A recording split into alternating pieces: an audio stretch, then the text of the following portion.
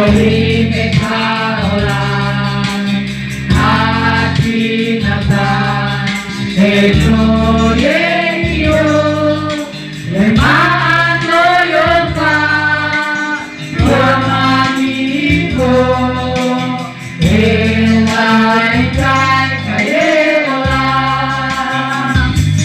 Haleluya. Pembahasannya, sesudah Yesua dilahirkan di Bethlehem, kita lihat tadi, sesudah Yesua dilahirkan di Bethlehem, berarti ini bukan barulah. Kita dengar banyak orang khotbah bilang orang Majus datang Yesua baru lahir, padahal ayat ini jelas bicara bahwa sesudah Yesua dilahirkan itu bisa 6 sampai 18 bulan, ya. Bukan baru lahir, baru umur 1 menit, 1 detik, 2 detik, 5 menit, bukan. Tapi sudah lahir. Ya, sudah lahir. Perjalanan orang Majus dari timur sana sampai ke Yehuda itu bukan 1 hari. Jadi bisa saja 6 bulan sampai 18 bulan. Perjalanan dari sana sampai tiba di Bethlehem. Nah, penting kita bahas ini supaya kita bisa lihat bahwa betul-betul ada harga yang orang-orang ini bayar datang untuk ketemu Yesua, ya. Sehingga nanti kita paham bahwa tidak cuma kita mengerti pas di ayat 12-nya saja, tapi kita mesti lihat ayat 1 itu karena dia punya cerita dari sana, ya. Jadi sebenarnya Matius sebenarnya hanya menceritakan sedikit tentang kelahiran Yesua, tapi dalam Lukas 2 itu mencatat perincian dari kisah ini. Apa yang Matius katakan kepada kita tentang sesuatu yang terjadi sesudah apa? Yesua lahir, ya. Sesudah Yesua lahir, ya. Sedangkan Bethlehem, ya, adalah rumah leluhur Daud, raja besar Israel dan pendiri dinasti kerajaan Israel. Namun Bethlehem bukanlah kota yang besar dan maju. Bethlehem adalah sebuah kota kecil, ya, 6 mil dari selatan Yerusalem.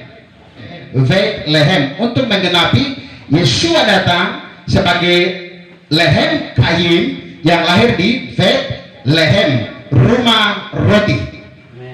Itu semua itu punya hubungan, karena dia bilang ani Lehem Kain, aku roti hidup. Dia lahir juga di tempat yang namanya rumah roti, supaya ada persediaan roti bagi setiap mereka percaya. Bukan bicara makanan jasmani saja, tapi bicara kedamaian, bicara keselamatan, bicara hidup kekal. Itu ada di dalam dia ketika kita percaya kepada dia.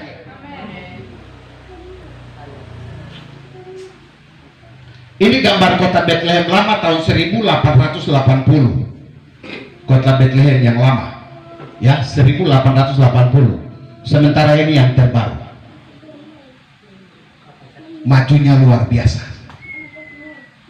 Saya dulu foto di sini, ada foto, cuma laptopnya rusak, saya tidak kasih lihat foto tahun 2008. Saya foto di Bethlehem. Saya percaya nanti ini sudah COVID-19, berdoa supaya bisa ke Israel sebelum Tuhan Yesus datang. Iya toh? Siapa yang percaya angkat tangan? Bapak Yahweh, dengar dong hasrat semua ini dari tempat ini, bawa ke Israel biar sebelum Tuhan Yesus datang kita lihat Israel. Pasti bisa, ya, jangan takut, pasti bisa. Orang Majus itu adalah orang-orang yang disebut dengan astrologi, pesihir, pesulap, ya, yang datang dari dunia gelap. Orang-orang yang belum mengenal kebenaran. Tapi mereka paham karena mereka lihat ini bintangnya beda. Ini bukan bintang kepala 5 yang sekarang paling banyak dipakai sana sini. Ini bintang kepala 6, Magen David. Mirip tapi tidak sama, namanya bintang tapi tidak sama. Kadang kita pikir ini sudah bintangnya tapi beda. Makanya kita bilang belajar tiap hari berani supaya Yesaya 2 ayat 3 bilang pengajaran dari Sion Yerusalem itu benar,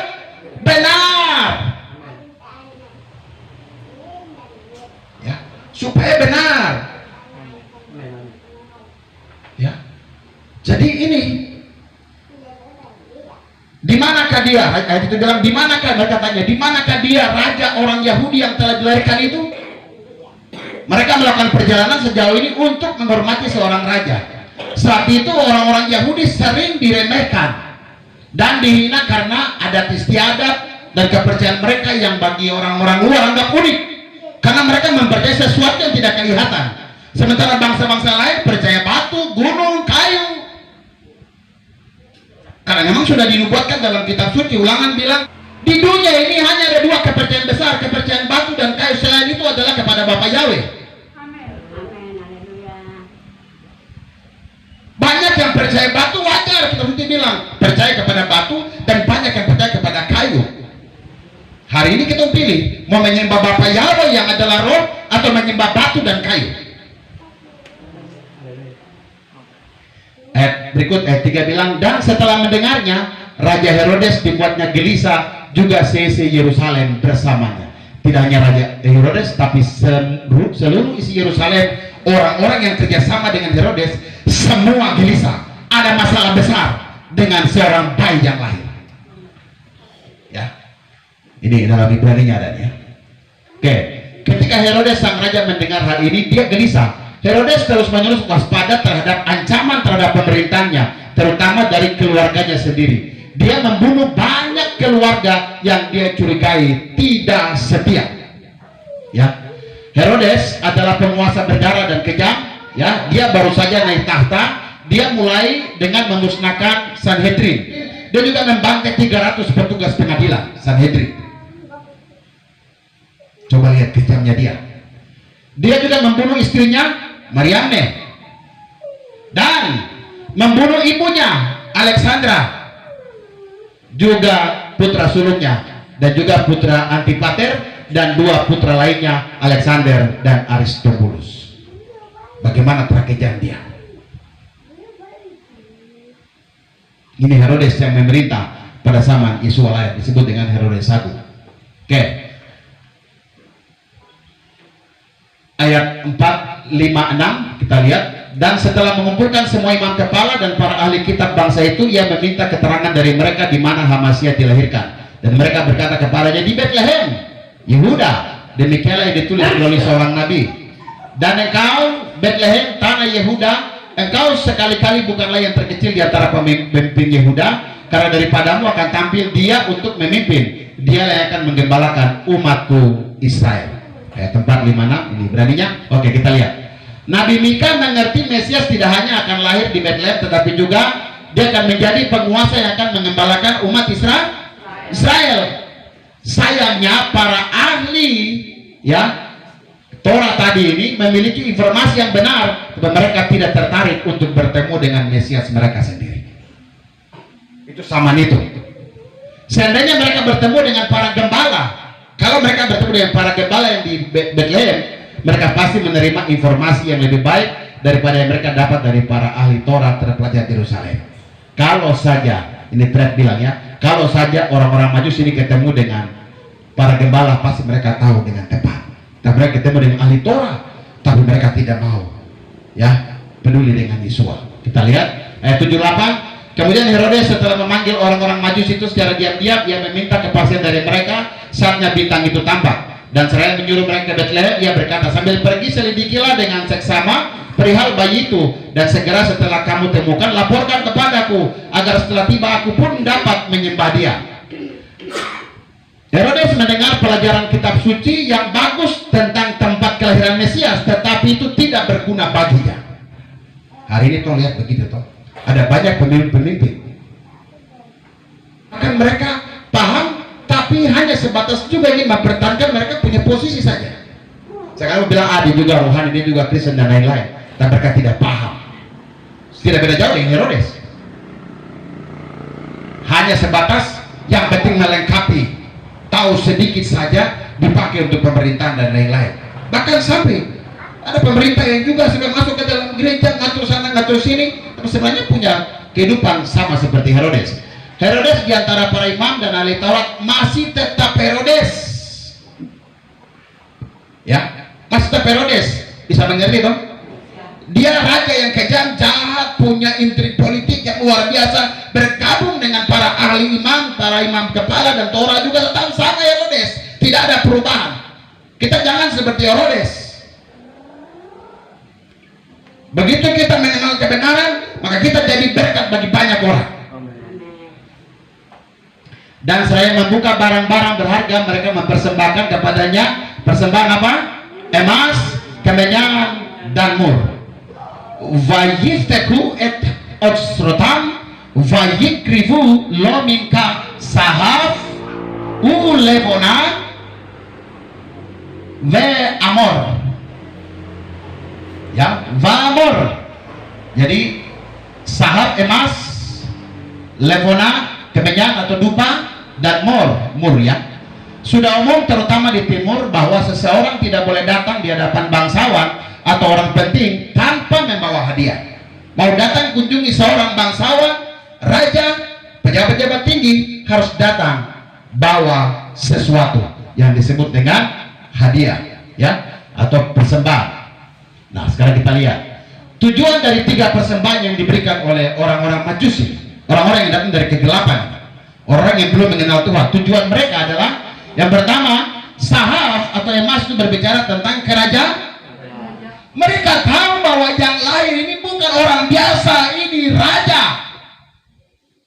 Sehingga emas yang dibawa itu melambangkan kerajaan dan betul menggenapi bahwa Yeshua adalah Melek HaMelakim, raja segala raja.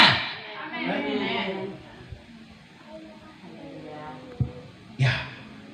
Yang kedua, mereka bawa ini Vona, Levona ini, kemenyan dupa. Ini berbicara tentang ketuhanan, berbicara bahwa Yeshua adalah Elohim. Tidak hanya Melek HaMelakim, tapi Elohei Ha Elohim. Ini orang-orang dari negeri jauh, dari kegelapan, mereka bawa Levona, kemenyan dupa, untuk membuktikan bahwa yang mereka kunjungi ini bukan cuma sekedar raja, tapi dia adalah Tuhan. Yang ketiga, mur berbicara tentang kematian. Dia lahir untuk mati supaya setiap kita yang percaya kepada dia diselamatkan. Jadi bukan karena kita sabat baru kita selamat, bukan karena kita pelihara 7 hari baru kita selamat, bukan karena kita pakai tali baru kita selamat, tapi kita selamat karena Yeshua mati di salib sehingga kita beroleh keselamatan. Kalau hanya pelihara perintah, tidak ada satu orang pun yang bisa selamat. Yakobus bilang salah satu, salah semua. Salah satu, salah semua. Yeshua datang supaya cukup kita pandang dia, maka kita terima keselamatan. Dengan hati kita percaya, dengan hati kita percaya, dengan mulut kita mengaku Yeshua adalah Tuhan, maka kita diselamatkan. Memelihara sabat, 7 hari raya, dan lain-lain, itu adalah bagian yang menjadi perhitungan buat Bapak Ibu besok ke depan, punya posisi di sana. Di bumi kita lihat ada yang jadi bupati, ada yang jadi gubernur, ada yang jadi presiden, ada yang jadi kepala-kepala kantor, ada yang jadi bos-bos dan lain-lain. Itu posisi yang ada di bumi. Jangan lupa, mereka sudah menggambarkan posisi yang ada di sama ini. Masa kau baru bertobat sekarang mati terus kau langsung dapat posisi yang tinggi? Itu kan tidak mungkin. Dan orang yang bekerja setengah mati bayar harga, orang yang banting tulang setia terus atas sama Tuhan, percaya terus. Dia mau makan kata makan keadaan terdoang, tapi percaya Tuhan Yesus Bapak Yahweh itu dia setia terus. Ditolak, dihina, dihujat, dicaci maki, dikucilkan, pokoknya segala macam dibikin sama, tetap dia maju. Orang itu pasti punya penghargaan di surga sama ini. Itu beda dengannya yang mau mati baru bilang Tuhan ampuni dosa saya terima kasih di Tuhan. Dia memang masuk surga tapi tidak punya posisi. Kita mesti bicara dengan jelas. Siapa yang mengajarkan dan melakukan Torah, dia akan punya tempat paling tinggi. Tapi siapa yang tidak mengajarkan dan melakukan, unless rendah. Mending kalau rendah, jangan sampai tidak dapat sama sekali dan tidak masuk.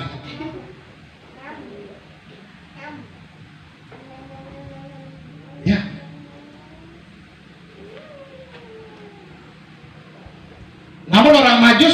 melakukan ini tanpa disadari mereka hanya ingin menghormati raja orang Yahudi. Mereka bawa sahaf, bawa levona, bawa mor, tidak punya tujuan lain karena mereka tahu mereka bawa, tapi yang tujuan utama mereka adalah histakave, menyembah. Menyembah itu adalah kau duduk, kau berlutut. Orang Israel berlutut itu turun sampai ke bawah, kepala ke bawah, ke lantai. Ini menyembah. Jadi kalau masih duduk dan berdiri saja itu bukan menyembah. Raja itu harus disembah. Kalau kau sembah baru berkat bisa turun. Ya. Mereka mempersembahkan kepadanya. Hadiah yang berharga tidak diberikan kepada Maria atau Yosef, ya, tetapi kepada Yesua. Hadiah yang mereka bawa itu sahaf, apalagi levona dan mor. Ingat, sahaf, levona, mor. Sambil bersujud mereka menyembah Dia. Yang lebih penting dari pemberian mereka adalah kenyataan bahwa mereka menyembah Yesus. Pasti merupakan pemandangan yang aneh melihat orang-orang kaya ini membungkuk di depan seorang anak kecil.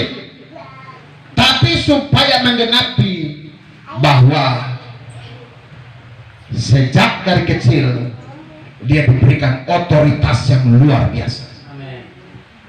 Yesus hebat. Amin. Yesus hebat. Luar biasa hebat. Kasih tepuk tangan buat Tuhan Yesus. Bahkan kalau kasih tepuk tangan sama orang-orang hebat itu harus berikan standing ovation. Berdiri baru tepuk tangan. Coba. Berikan kemuliaan untuk Tuhan Yesus. Itu namanya standing ovation. Kasih terus. Kasih terus. Kasih terus untuk Tuhan Yesus. Raja segala raja. Silakan duduk. Masa di stadion saja orang kasih tepuk tangan buat Messi, buat Ronaldo, buat orang yang lain-lain. Kita juga tidak ada di stadion, kita juga tepuk tangan dari luar juga dengan bangganya. Baru Yesua raja segala raja. Di sini kita melihat ada 3 tanggapan berbeda tentang Yesua. Bagaimana orang Yahudi ya dengan orang Majus dan Herodes, mereka satu. Lihat ya. Herodes menunjukkan kebencian dan permusuhan terhadap Yesua. Tanggapan ini ya.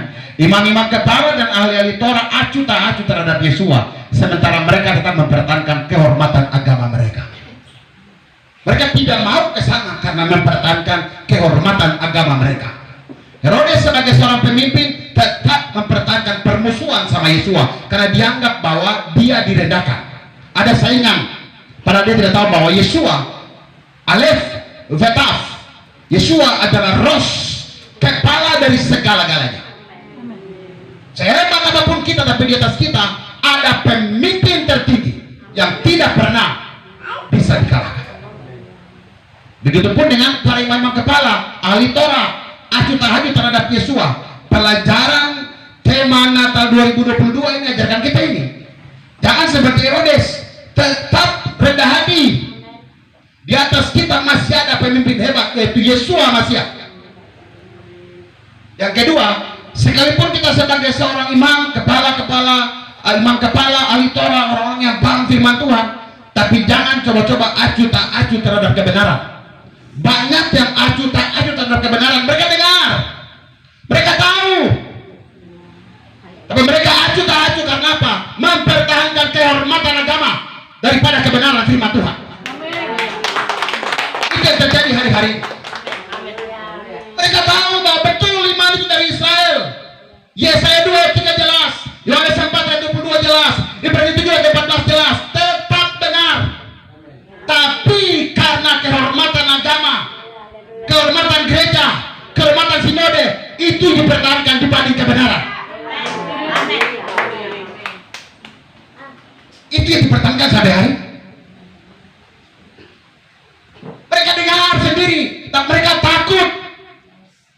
Kalau saya ikut nanti dikucilkan, nanti orang bilang sesat dan lain-lain. Padahal ini kebenaran yang memerdekakan, yang membebaskan. Kalau ini bukan kebenaran, untuk apa tinggalkan pekerjaan Bank Papua? Saya berani dicaci, saya berani diolok, saya berani dihina, berani keluar karena kebenaran. Sampai hari ini saya tidak pernah meminta-minta, tidak pernah. Saya punya anak yang kerja saja saya tidak minta-minta mereka. Karena saya tahu yang saya sembah, yang saya layani adalah Elohim yang hebat. Sementara lihat orang Majus mencari Yesua dan menyembah Dia bahkan dengan harga yang mahal. Jalan berhari-hari, bukan satu hari, baru sampai ketemu dia masih bayi. No. Pasal berikutnya Herodes membunuh bayi-bayi itu di bawah umur 2 tahun. Karena Yesus sudah lahir berapa minggu yang lalu bukan baru lahir jadi bayi. Mereka berani bayar harga, lewati 3 musim. Tahu berjalan di padang pasir, ada badai debu, ada ancaman, ada tekanan, ada berbagai macam kesulitan di padang gurun. Tapi mereka melewatinya berhari-hari, berminggu-minggu, bisa 6 bulan, bisa 18 bulan, hanya untuk bertemu dengan Yesua dan memberikan penyembahan yang terbaik buat raja orang Yahudi, Yesua HaMashiach, raja segala raja. Bandingkan lagi kunjungan orang-orang Majus dengan kunjungan para gembala sebelumnya.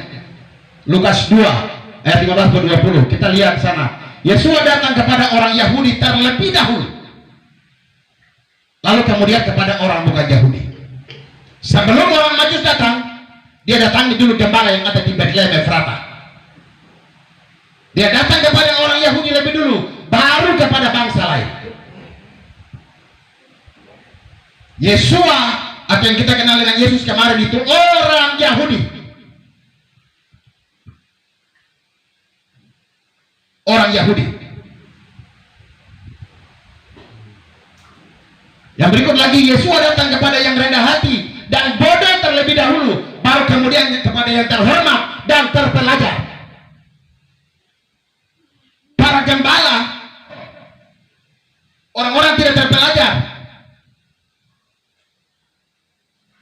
dia datangi sama mereka lebih dulu, baru habis itu dia datangi para orang Majus yang terhormat dan terpelajar yang datang dari negeri lain. Jadi hari ini kalau orang bilang kamu bodoh, kamu tidak punya apa-apa, tidak apa-apa. Yesus datang berkata orang-orang biasa.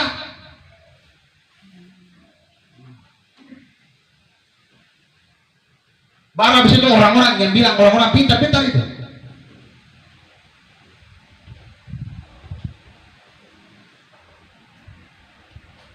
Yang ketiga, Yesus datang kepada orang miskin terlebih dahulu, baru kepada orang kaya.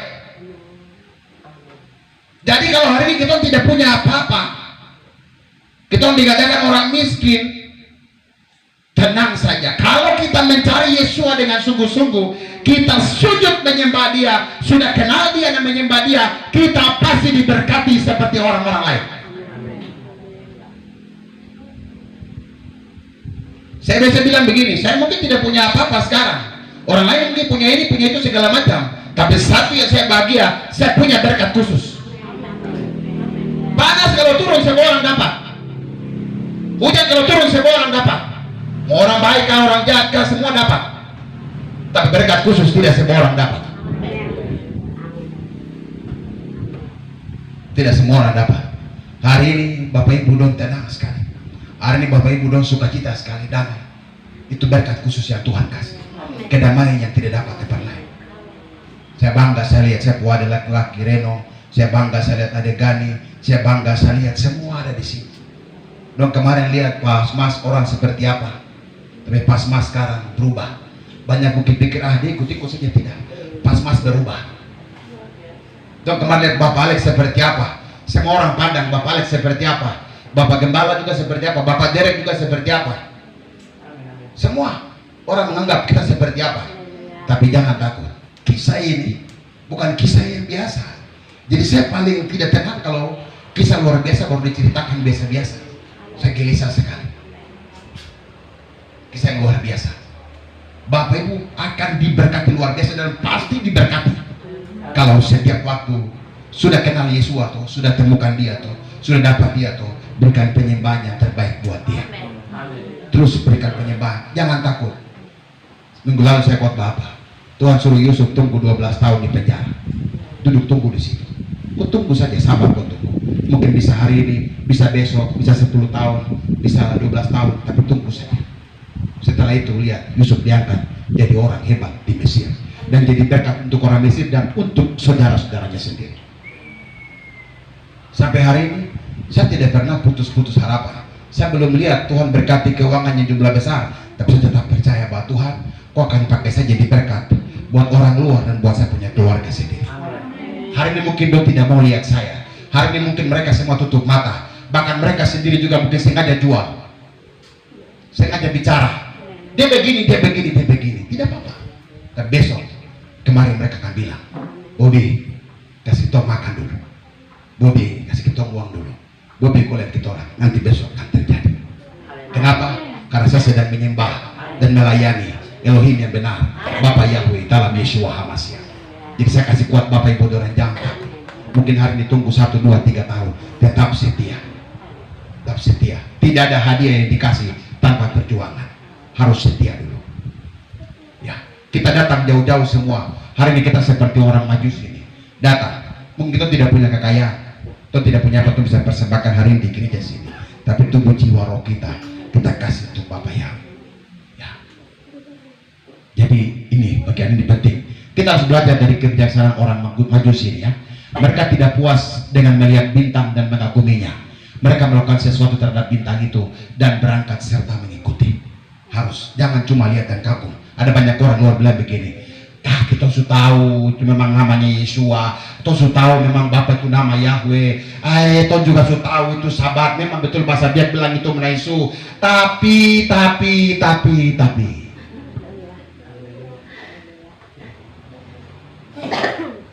kayak dong bilang di luar, itu sudah tahu. Dong kagum saja, memang betul hebat sekali, itu begini, tapi dong tidak mau berangkat.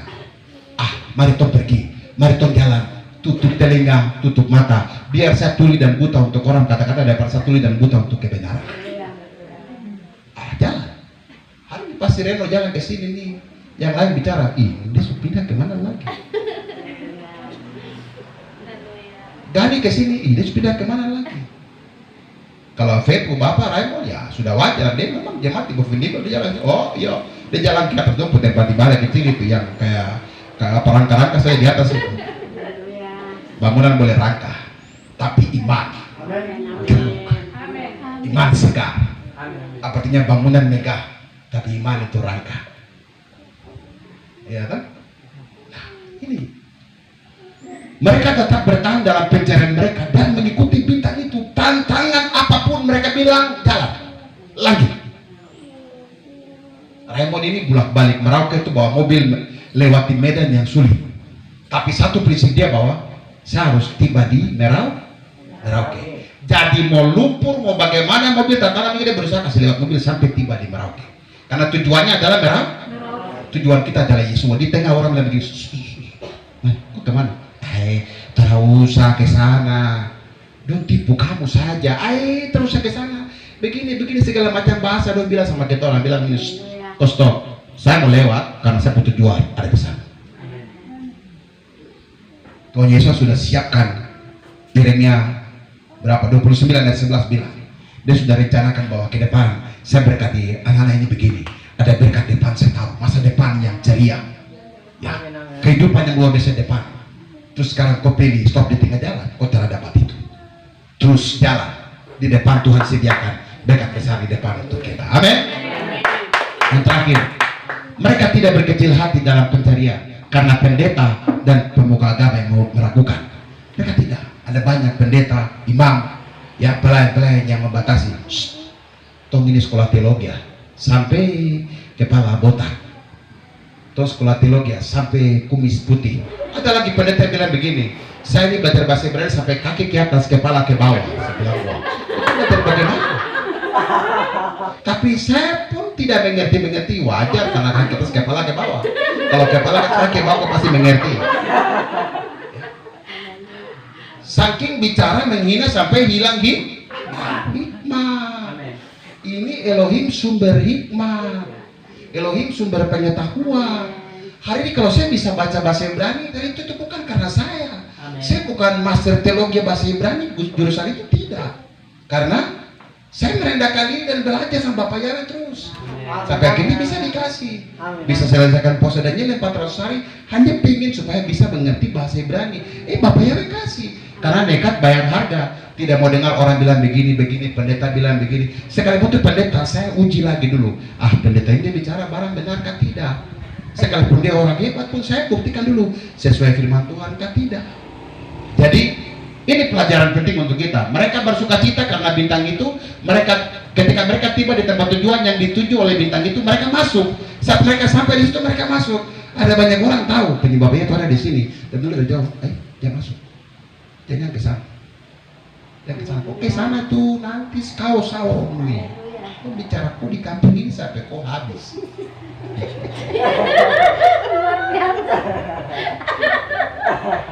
Jangan kau masuk. Kau cukup lihat saja ada bintang di atas sana, tapi jangan kau masuk ke dalam.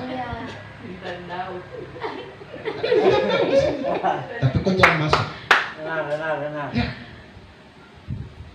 Ya. Ketika mereka masuk, mereka menyembah. Kalau kita masuk sini pasti kita menyembah Bapak Yahweh. Mereka segera menyembah Dia sekarang, ya, dan mereka tidak tunggu sampai nanti. Ada banyak orang begitu toh. So tahu tapi nanti saja. Nanti tunggu, nanti kan pasti ada waktunya toh. Kakak telah datang, nanti ada waktunya. Kakak datang. Bapak telah datang, nanti ada waktu. Semua tuh ada waktu. Ya. Semua itu. Bapak mau ke sana tapi anak, nanti ada waktu Nanti ada waktu. Ya, kau tunggu saja sampai waktu Tuhan panggil baru ada waktu itu.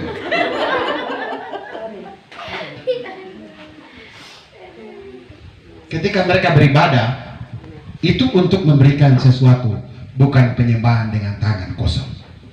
Sekalipun persembahan cuma 1.000, bawa datang tahu. Karena saya bukan pendeta yang berdiri bilang begini, jangan kamu tahu persembahan 1.000 kami bikin malu Tuhan. Tidak. Saya dengar ada yang khotbah begitu, saya begini, kau dapat ajaran dari mana? Tak ke ruang saja. Mau dia kasih 1.000 yang parang pegang parang juga tidak apa-apa, kan dia bukan ancam Tuhan. Iya. Ada pendeta-pendeta yang saking mata itu besar uang sampai bilang jangan kasih persembahan 1.000 sampai 5.000 kasih 50.000 ke atas. Buka uang sekali. Kalau saya tidak, datang 1.000 saja kasih. Bahkan kalau ada uang logam taruh saja. Kasih punya kan di belakang tak apa-apa.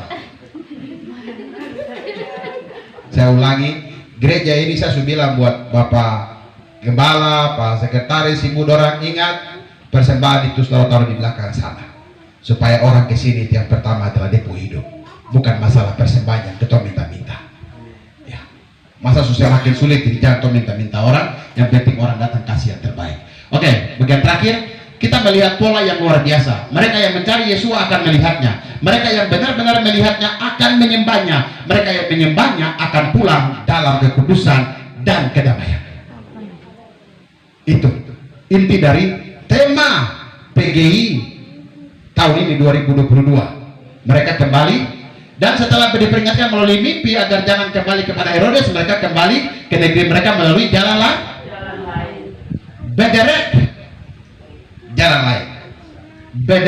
Derek akhir. Sekarang kita lihat, penyembahan mereka juga diwujudkan dalam ketaatan. Mereka patuh pada mimpi dari surga sama Ying dan pergi melayani untuk menyembah Yesua, bukan sebagai seorang yang datang ke Yesua sebagai informan dari Herodes. Ingat, kita datang ke sini bukan informan dari orang-orang luar sana. Kok ke sana lagi baru kok ibadah, baru kok lu dorang, kok dengar dorang bilang apa? Mari kasih tahu ke orang. Ingat, stop jadi jemaat yang seperti itu. Amin? Stop, karena itu sama saja dengan informan dari Herodes. Hari ini banyak orang ibadah jadi informannya Herodes. Kok ke sana ibadah baru dengar dong bicara apa, baru kok kemarin kok cerita kita baru tombak kok cerita rame.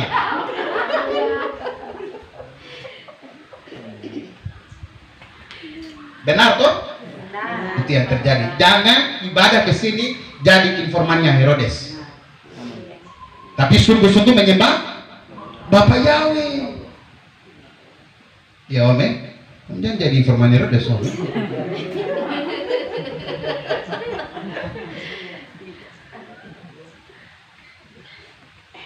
Siapakah yang dimaksud dengan jalan lain? Yesus berkata dalam Yohanes 14 ayat 6, kita baca bahasa Ibrani sama-sama, 2, 3. Ani haderek hakime we hakayim. Akulah jalan, kebenaran dan kehidupan. Wajar ketika mereka datang dan mereka kembali dengan jalan yang lama itu jalan kegelapan, pesulap, pesihir, peramal, magic, majus, magic, ilmu hitam, segala macam. Begitu Bapak Gembala kenal, ilmu hitam ditinggalkan. Siapa lagi yang dulu pakai Gani, ilmu hitam ditinggalkan. Iya toh? Semua ditinggalkan. Semua dikasih tinggal karena sudah bertemu dengan Yesua.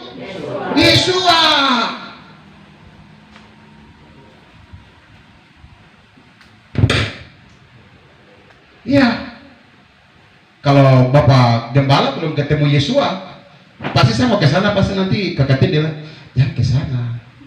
Itu belum ketemu. Jangan sampai nanti ada sedikit dong taruh-taruh di makanan kan.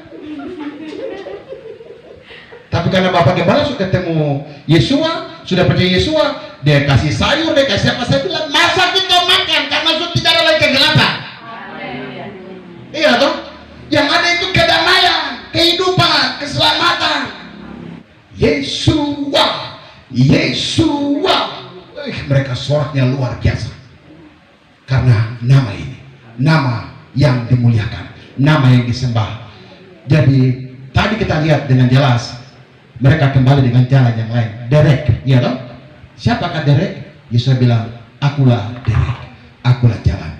Waktu mereka ketemu dia, mereka tidak mau kembali dengan jalan yang kemarin lagi, tapi mereka lewat jalan yang memberikan mereka kehidupan yang sebenarnya.